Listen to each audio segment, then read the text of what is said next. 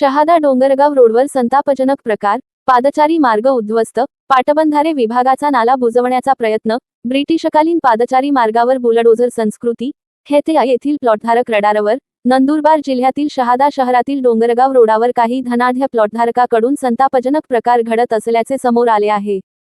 संबंधित प्लॉटधारक हा मध्य प्रदेशातील खेतेया येथील असल्याची माहिती समोर येत असून, पाटबंधारे विभागाचा नाला बुजवण्याचा प्रयत्न सुरू असल्याचे चित्र दिसून येत आहे.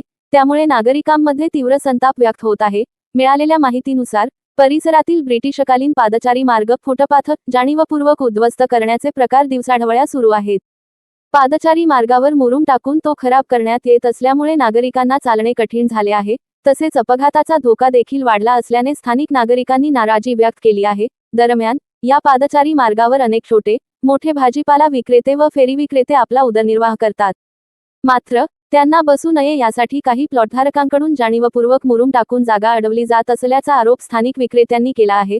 त्यामुळे गरीब फेरी विक्रेत्यांच्या उपजीविकेवर गदा येत असून त्यांच्यावर अन्याय होत असल्याची भावना व्यक्त होत आहे. या प्रकरणात संबंधित प्लॉटधारकावर नगरपालिका व पाटबंधारे विभाग कोणती कारवाई करणार, याकडे शहरातील नागरिकांचे लक्ष लागून आहे.